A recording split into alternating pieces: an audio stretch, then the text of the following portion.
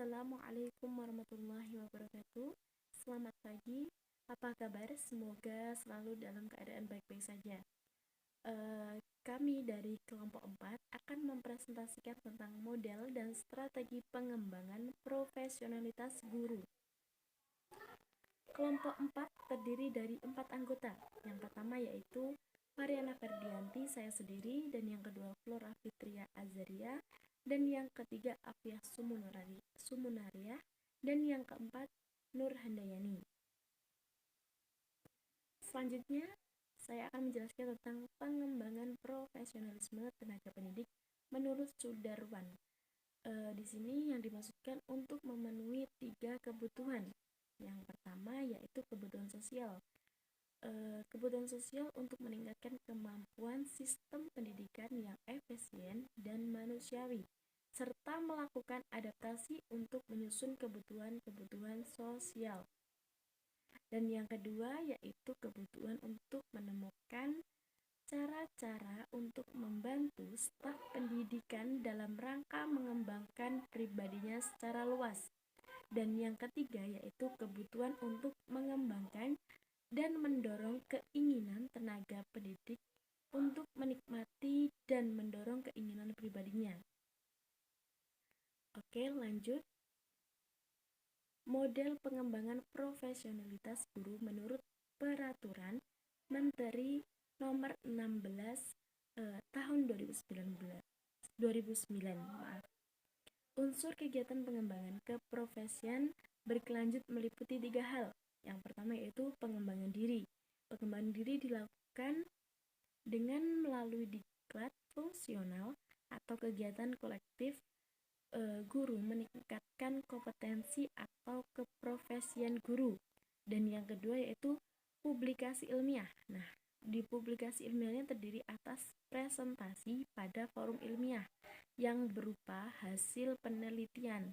Dan yang ketiga yaitu karya inovatif. Nah, di karya inovatif ini adanya penemuan-penemuan baru, misalnya penemuan teknologi guna pengembangan karya seni modifikasi alat pelajaran. Nah, itu. Baik, selanjutnya akan dilanjutkan oleh presentasi kedua yaitu Mbak Flora Fitria Azaria. Saya Flora Fitria Azaria, NIM 183121052. Di sini saya akan melanjutkan pembahasan mengenai model pengembangan profesionalitas yang dapat dilakukan oleh seorang guru. Menurut Direktorat Jenderal Pendidikan Dasar dan Menengah, ada 14 model pengembangan profesionalitas. Nah, yang pertama ini ada program peningkatan kualifikasi pendidikan guru. Sesuai dengan peraturan yang berlaku bahwa kualifikasi pendidikan guru adalah minimal S1 dari program keguruan. Kemudian yang kedua adalah program penyetaraan dan sertifikasi. Program ini diperuntukkan bagi guru yang mengajar tidak sesuai dengan latar belakang pendidikannya atau bukan berasal dari program pendidikan keguruan. Kemudian yang ketiga, program pelatihan terintegrasi berbasis kompetensi. Program pelatihan ini adalah pelatihan yang sesuai dengan kebutuhan guru, yaitu mengacu kepada tuntutan kompetensi. Pelatihan ini diperlukan untuk meningkatkan profesionalisme seorang guru. Yang keempat, program supervisi pendidikan. Program ini bertujuan untuk meningkatkan efektivitas dan efisiensi proses belajar mengajar. Ciri utama supervisi adalah perubahan ke arah yang lebih baik, sehingga proses belajar mengajar lebih efektif dan efisien. Kemudian yang kelima, program pemberdayaan MGMP atau Musyawarah Guru Mata Pelajaran. MGMP adalah suatu forum kegiatan profesional guru mata pelajaran di masing-masing sekolah. Guru mata pelajaran di sini yang dimaksud adalah guru SMP dan SMA, baik negeri maupun swasta, yang bertanggung jawab dalam mengelola mata pelajaran yang ditetapkan dalam kurikulum. Kemudian yang keenam adalah simposium guru. Nah, simposium ini adalah forum lain dari MGMP yang dapat digunakan sebagai wadah untuk saling berbagi pengalaman dan pemecahan masalah yang terjadi dalam proses pembelajaran. Kemudian yang ketujuh, program pelatihan tradisional. Pelatihan ini pada umumnya mengacu pada suatu aspek khusus yang sifatnya penting untuk diketahui para guru, misalnya CTL atau Contextual Teaching and Learning, KTSP, penelitian tindakan kelas atau PTK, penulisan karya ilmiah, dan lain sebagainya. Kemudian yang ke-8, membaca dan menulis jurnal atau karya ilmiah. Selanjutnya, berpartisipasi dalam pertemuan ilmiah. Dan yang ke-10, melakukan penelitian atau penelitian tindakan kelas. Nah, PTK atau penelitian tindakan kelas merupakan studi sistematik yang dilakukan guru dalam rangka merefleksikan, meningkatkan praktik pembelajaran, serta meningkatkan profesionalisme seorang guru. Baik, untuk yang selanjutnya yaitu yang nomor 11 adalah magang. Magang ini dilakukan bagi para guru pemula. Bentuk pelatihannya yaitu ada pre-service dan in-service bagi guru junior untuk secara gradual menjadi guru profesional melalui program magang di kelas tertentu dengan bimbingan guru dalam bidang studi tertentu juga. Berbeda dengan pendekatan pelatihan yang konvensional, fokus penelitian magang ini adalah untuk mengkombinasi antara materi akademis dengan pengalaman lapangan di bawah supervisi guru yang senior dan berpengalaman. Untuk yang ke-12 yaitu ada mengikuti berita aktual dan media pemberitaan. Untuk mengikuti berita aktual dan media pemberitaan ini bisa melalui radio, televisi, maupun surat kabar yang lain untuk meningkatkan pengetahuan guru mengenai perkembangan mutakhir dari proses pendidikan. Yang nomor 13 itu ada berpartisipasi dan aktif dalam organisasi profesi. Di sini guru ikut serta dan andil menjadi anggota organisasi atau komunitas profesional, juga akan meningkatkan profesionalisme seorang guru. Karena dalam hal ini yang terpenting adalah guru harus pandai memilih suatu bentuk organisasi profesional yang dapat memberi manfaat utuh bagi dirinya melalui investasi waktu dan tenaganya. Dan yang terakhir yaitu menggalang kerjasama dengan teman sejawatnya. Kerjasama dengan teman sejawat atau teman seprofesinya itu sangat menggantungkan bagi pengembangan profesionalisme guru. Banyak hal yang dapat dipecahkan dan dilakukan berkat bekerja sama, misalnya seperti penelitian tindakan kelas atau berpartisipasi dalam kegiatan ilmiah atau yang lainnya.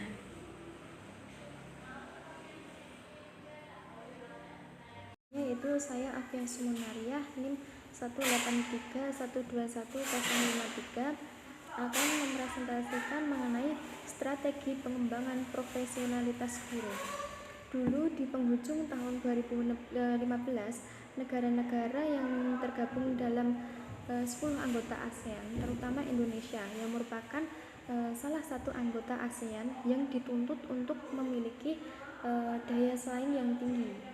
Salah satu upaya yang dilakukan oleh pemerintah untuk meningkatkan kualitas SDM atau sumber daya manusia yaitu melalui jalur pendidikan. Karena pendidikan itu merupakan sektor utama yang menjadi tulang punggung dalam mencetak generasi yang cerdas dan berdaya saing. Di sini ada beberapa untuk mengembangkan profesionalitas guru. Yang pertama itu ada pendidikan dan pelatihan, dan yang kedua ada kegiatan selain pendidikan dan pelatihan. Untuk pendidikan dan pelatihan dulu, di sini ada beberapa dalam meningkatkannya. Yang pertama itu ada IHT atau in-house training. Pelatihan dalam bentuk IHT atau in-house training ini merupakan pelatihan dalam bentuk yang dilaksanakan secara internal di MGMP sekolah atau tempat yang lainnya yang ditetapkan untuk menyelenggarakan pelatihan. Dalam strategi pembinaan melalui IHT atau in-house training ini dilakukan berdasarkan pemikiran bahwa kemampuan dalam meningkatkan kompetensi dan karir guru tidak harus dilakukan secara eksternal. Dengan strategi IHT ini dapat diharapkan untuk lebih menghemat waktu dan biaya. Terus yang kedua itu ada program magang. Program magang merupakan pelatihan yang dilakukan institusi yang relevan dalam rangka untuk meningkatkan kompetensi profesional guru. Dalam program magang ini diutamakan bagi guru kejuruan dan dapat dilakukan selama periode tertentu, misalnya magang di industri otomotif dan yang sejenisnya. Itu program magang ini dipilih sebagai alternatif pembinaan dengan keterampilan tertentu, khususnya bagi guru-guru sekolah kejuruan memerlukan pengalaman yang nyata gitu. Untuk yang selanjutnya yaitu kemitraan sekolah. Kemitraan sekolah ini merupakan pelatihan melalui kemitraan sekolah ini dapat dilaksanakan dengan bekerja sama dengan institusi pemerintah atau swasta dalam keahlian tertentu. Pelaksanaan ini dapat dilakukan di sekolah atau di tempat mitra sekolah. Untuk pembinaan melalui mitra sekolah ini diperlukan dengan alasan bahwa beberapa keunikan atau kelebihan yang dimiliki mitra ini dapat dimanfaatkan oleh guru yang mengikuti pelatihan untuk meningkatkan profesionalitas, untuk meningkatkan kompetensi profesionalnya. Untuk yang selanjutnya yaitu ada belajar jarak jauh. Belajar jarak jauh ini atau BJJ ya. Pelatihan melalui BJJ ini dapat dilaksanakan tanpa menghadirkan instruktur dan peserta pelatihan dalam satu tempat tertentu, melainkan dengan sistem pelatihan melalui internet atau yang sejenisnya. Pembinaan melalui BJJ atau belajar jarak jauh ini dilakukan dengan pertimbangan bahwa tidak semua guru, terutama guru yang mengajar di daerah terpencil, ini itu dapat mengikuti pelatihan di tempat-tempat pembinaan yang ditunjuk seperti di ibu kota, kabupaten, ataupun di provinsi. Untuk yang selanjutnya yang nomor 5 itu ada pelatihan berjenjang dan pelatihan khusus. Ya, jadi di sini tuh pelatihan JIS ini dilaksanakan di P4TK atau di LPMP dan lembaga lain yang diberi wewenang, di mana program pelatihan ini disusun secara berjenjang, mulai dari jenjang dasar, jenjang menengah, jenjang lanjut maupun jenjang yang tinggi. Untuk jenjang pelatihan disusun berdasarkan tingkat kesulitan dan jenis kompetensinya. Dan pelatihan khusus atau spesialisasi disediakan berdasarkan kebutuhan khusus atau disebabkan karena adanya perkembangan baru dalam keilmuan tertentu. Untuk yang selanjutnya yaitu kursus singkat di LPTK. Kursus singkat di LPTK atau lembaga pendidikan yang lainnya, kursus ini itu dimaksudkan untuk melatih dan meningkatkan kompetensi guru dalam beberapa kemampuan, seperti melakukan penelitian tindak kelas, menyusun karya ilmiah, maupun merencanakan, melaksanakan, dan mengevaluasi pembelajaran begitu. Untuk yang selanjutnya yaitu ada pembinaan internal sekolah. Pembinaan ini dilaksanakan oleh Kepsek maupun guru-guru yang memiliki wewenang membina. Dan untuk yang terakhir dari pendidikan dan pelatihan itu ada pendidikan lanjut. Pendidikan lanjut ini merupakan pembinaan profesi guru yang juga merupakan alternatif bagi pembinaan guru di masa yang akan mendatang, karena pengikutsertaan guru ini dalam pendidikan lanjut ini dapat dilaksanakan dengan memberikan tugas belajar baik di dalam negeri maupun di luar negeri, dan diperuntukkan bagi guru yang berprestasi.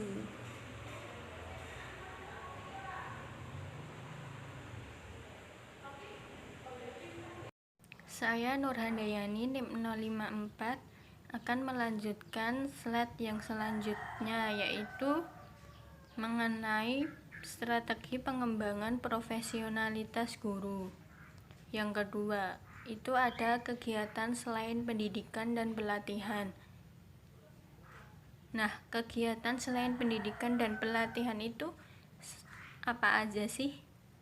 Nah, Yang pertama itu ada diskusi masalah pendidikan. Diskusi di sini diselenggarakan secara berkala dengan topik sesuai dengan masalah yang dialami di sekolah. Melalui diskusi ini diharapkan guru dapat memecahkan masalah yang dihadapi berkaitan dengan proses pembelajaran di sekolah ataupun masalah peningkatan kompetensi dan pengembangan karirnya. Yang kedua, ada seminar. Melalui kegiatan seminar ini memberikan peluang kepada guru untuk berinteraksi secara ilmiah dengan kolega profesinya yang berkaitan dengan hal-hal terkini dalam upaya peningkatan kualitas pendidikan. Yang ketiga, ada workshop. Workshop di sini dilakukan untuk menghasilkan produk yang bermanfaat bagi pembelajaran, peningkatan kompetensi maupun pengembangan karirnya. Yang keempat itu ada penelitian.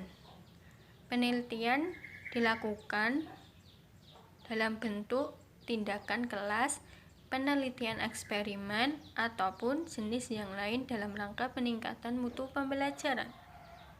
Yang kelima, itu ada penulisan buku bahan ajar. Bahan ajar yang ditulis guru dapat berbentuk diktat, buku pelajaran, ataupun buku dalam bidang pendidikan. Yang keenam, ada pembuatan media pembelajaran. Media pembelajaran yang dibuat guru berbentuk alat peraga, alat praktikum sederhana maupun bahan ajar elektronik. Yang ketujuh itu pembuatan karya seni. Karya seni yang dibuat guru dapat berupa karya teknologi yang bermanfaat untuk masyarakat atau pendidikan, untuk menghasilkan produk yang bermanfaat bagi pembelajaran, peningkatan kompetensi maupun pengembangan karirnya.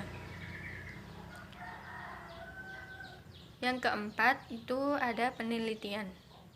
Penelitian dilakukan dalam bentuk tindakan kelas, penelitian eksperimen, ataupun jenis yang lain dalam rangka peningkatan mutu pembelajaran. Yang kelima, itu ada penulisan buku bahan ajar. Bahan ajar yang ditulis guru dapat berbentuk diktat, buku pelajaran, ataupun buku dalam bidang pendidikan. Yang keenam, ada pembuatan media pembelajaran. Media pembelajaran yang dibuat guru berbentuk alat peraga, alat praktikum sederhana maupun bahan ajar elektronik. Yang ketujuh itu pembuatan karya seni. Karya seni yang dibuat guru dapat berupa karya teknologi yang bermanfaat untuk masyarakat atau pendidikan dan karya seni yang memiliki nilai estetika yang diakui oleh masyarakat. Nah, dari pemaparan slide tersebut dapat ditarik kesimpulan bahwa pengembangan profesionalitas guru berarti suatu pembinaan yang dilakukan secara terus-menerus untuk meningkatkan kualitas dan pengembangan profesionalitas guru. Adapun upaya untuk peningkatan profesionalitas guru dapat dilakukan dengan berbagai program. Salah satunya dengan program pendidikan dan pelatihan yang meliputi in-house training, program magang, kemitraan sekolah, dan lain-lain. Sekian presentasi dari kelompok 4. Kurang lebihnya mohon maaf. Syukron ala ihtimaminkum. Wassalamualaikum warahmatullahi wabarakatuh.